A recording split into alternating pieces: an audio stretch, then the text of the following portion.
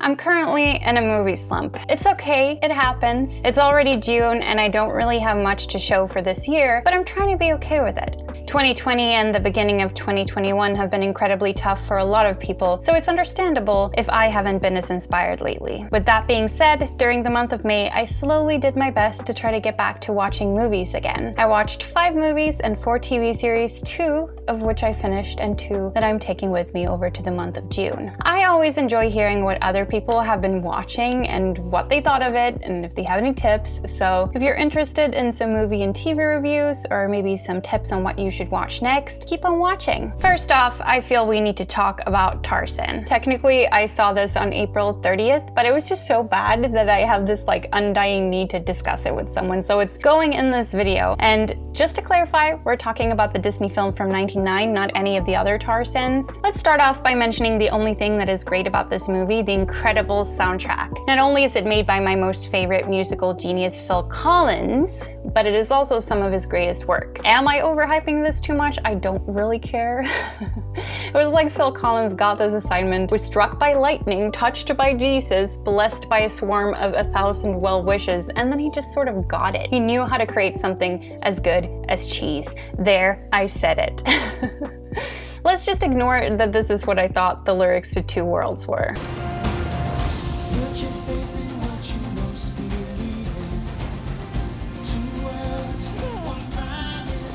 The rest, well, it's just plain boring. The story's lackluster, everyone's face looks kind of wonky, and I feel as if the dialogue spoken by Jane was written by someone who just wanted to make fun of British people. Obviously, I have a lot more to say, and I can promise you that a full in-depth review will surface on this channel in the upcoming months. Moving on, the first film I technically watched in May was Cat on a Hot Tin Roof. May was really the month where I began working on Biopicked, and since I'm doing an article piece on Elizabeth Taylor, and I've always had a crush on Paul Newman, he has gorgeous eyes and he has his own popcorn brand. Some men just have it all. This film was what felt inspiring to me. Now, Elizabeth Taylor is really interesting as she raises many questions regarding the balance between public and private life. I have always been fascinated by the fact that people seem so involved in the number of husbands she had or what kind of scandals she was in. She brought her private life to the forefront of her career and redefined what it meant to be a star in the public eye. With all of this said, I hadn't actually seen any of her movies, so of course I'm now watching them all. Or at least all of the interesting ones. Her IMDb has 79 credits, and I'm not gonna go quite to that extreme. Cat on a Hot Tin Roof had a lot of talking. There was talking. The dialogue occupied a lot of my consciousness while watching this. It delivered some great lines such as these.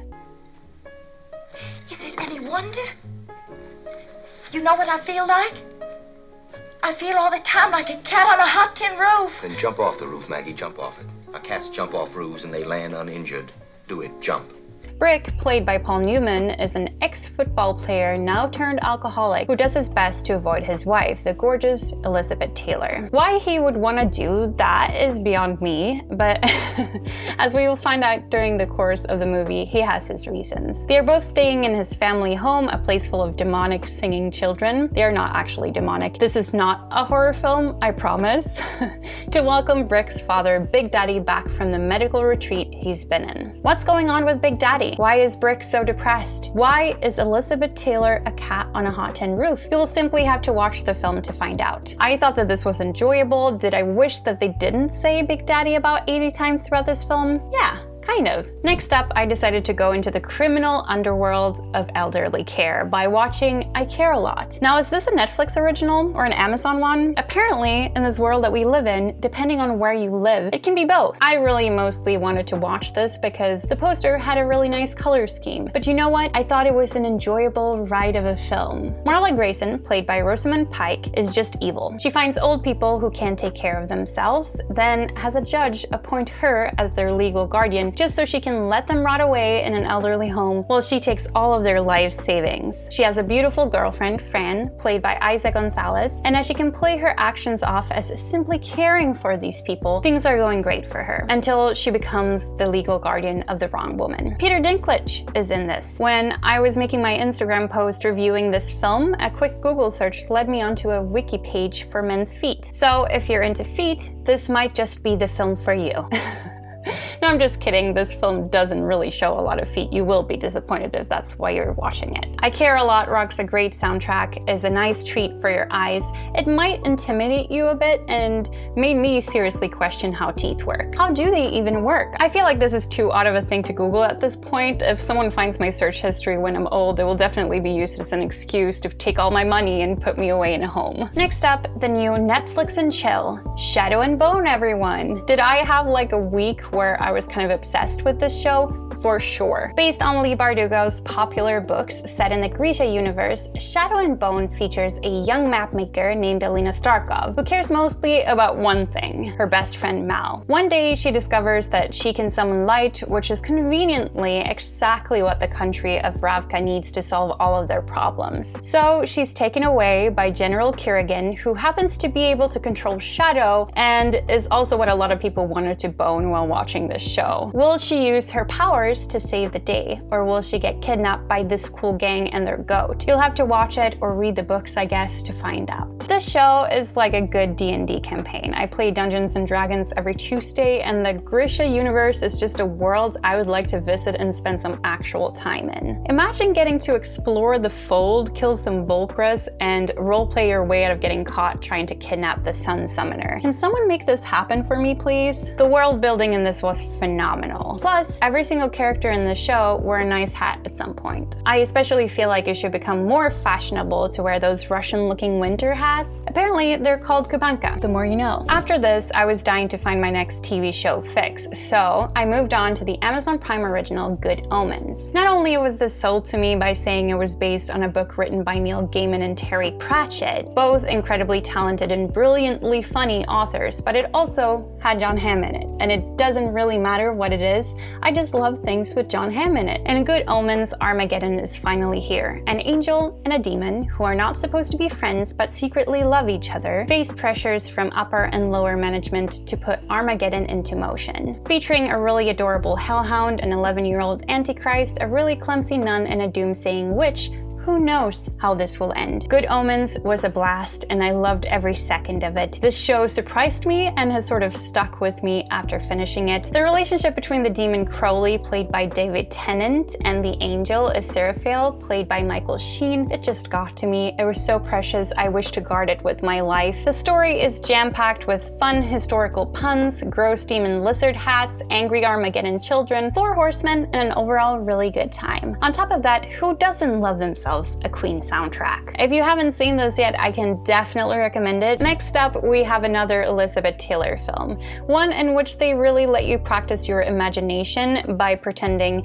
that this is what Elizabeth Taylor would look like as an old woman. My next fabulous Taylor film is, of course, Giant. Texan rancher Jordan Bick Benedict Jr., played by Rock Hudson, is looking to buy a horse. While doing so, he falls in love with Leslie, played by Liz, and they move back to Texas to build a life with each other. And so this long-ass masterpiece begins, a story where we follow this family over 2 generations, a story where Rock Hudson gets lettuce on his head, James Dean makes a decent cup of tea, and Texas is kind of just a place I would never like to visit. The film deals with rivalry, racial issues, and the question of how to raise your children, all in windy, hot Texas weather. I enjoy stories where you follow a family over generations. If you like this too and want to read a great book, I can recommend Pachinko by Min-Jin Lee. But the pacing in Giant sadly didn't keep me fully engaged. Despite this, it was difficult not to get moved by certain scenes, and I would still recommend it for those interested. This was about the time I decided to take my younger sister's advice and finally get to watching The Marvelous Mrs. Maisel. Made by the creators of Gilmore Girls and set during the 1950s, I was bound to love this with every fiber of my body. And despite only having seen the first season when this video comes out, I already do. I really do. Midge Maisel lives the perfect housewife life until her husband suddenly leaves her. In this moment of heartbreak, she does what every woman in her situation would do. She gets really drunk and realizes she's got a real knack for stand-up comedy. I'm not really sure that I'm selling this right, but this is the costume design, the dialogue is fast-paced and hilarious, and everything is very Jewish. I will talk about it some more once I finish the 3 seasons that are currently released. Moving on, I have to be honest with you, I was never a huge Disney fan throughout my childhood. I just never got it. Now, as an adult, I'm working hard to catch up, and I feel like the magic is somewhat lost on me. Did the next film I saw during the month of May give me some of that magic? Maybe not, but it was still pretty sweet. Raya and the Last Dragon is a story about Raya and her quest to find the last dragon of the fantasy world, Kumandra. Why? Well, the world has been invaded by these really creepy shadow monsters called Droon that are turning everyone you love into stone, and it's really all up to Raya and the dragon and their friends to fix the situation. Raya and the Last Dragon made me shed a tear, so yes, it did tug at my heartstrings. It had most things Disney movies tend to promise: cute animals, a pure message, and an adventure. I found this cute and enjoyable and walked out of the experience thinking, yeah, I do want world peace. And wow, they can really do some amazing things with animation nowadays. Everyone's hair looked incredibly soft and touchable, and I'm not sure how that is making me feel. My final movie of the month was surprisingly the favorite film of beloved filmies such as Owen Wilson, Taika Waititi, and Timothée Chalamet. Punch Drunk Love, directed by Paul Thomas Anderson. And wow, was Punch Drunk Love a movie. I can see why people love this so much. It has a lot of layers to unpack, and although it's very rare that I say this, Adam Sandler was phenomenal. But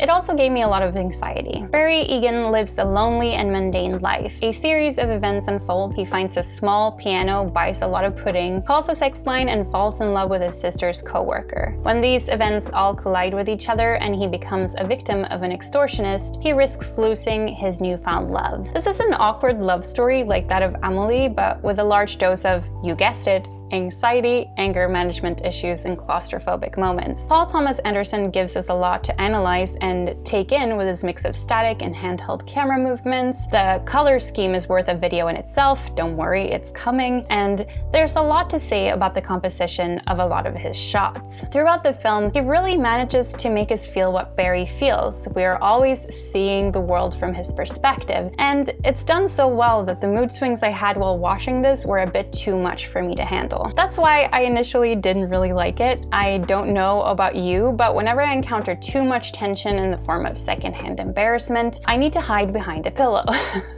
In Swedish, that's called hiding behind the shame pillow. It doesn't really translate that well, but that is what I did while watching this film. I've thought about it now, I've let it sink in, I have observed the way that Paul Thomas Anderson uses different film techniques to create feelings within the viewer, and the more that I think about it, the greater do I feel that it is. Before leaving you, I'll mention I've also been watching Superstore sporadically throughout the month. It's nice to have it on in the background, or when you would like to calm the anxiety that you got from watching the previous film. Superstore is a sitcom where we get to follow a group of employees at a really big supermarket kind of store. We don't really have stores of this caliber in Sweden. It's very American, and calling it a supermarket is possibly the wrong word, but you probably get it anyway. I don't have much to say about it at this point other than that it calms me down. It does the sitcom job. My watching goal for June is to try to slowly get back into things. Maybe watch some things that will make me fall in love with cinema all over again. If you have any tips for what that could be, please, I desperately need it. Give me your best recommendations in the comments below. That's why I'm pointing. Join the Biopic community by liking, subscribing, and giving me your thoughts. If you're interested, I post reviews of everything I watch over on Instagram and Twitter. It's @Biopic if you would like to follow me there. Thank you so much for watching. Maybe after this, I will overcome the part of me that is procrastinating watching Cleopatra, the Liz Taylor film from 1963, as that's an even longer masterpiece than Giant. It's so long, it bankrupted a studio. I'll see you next week.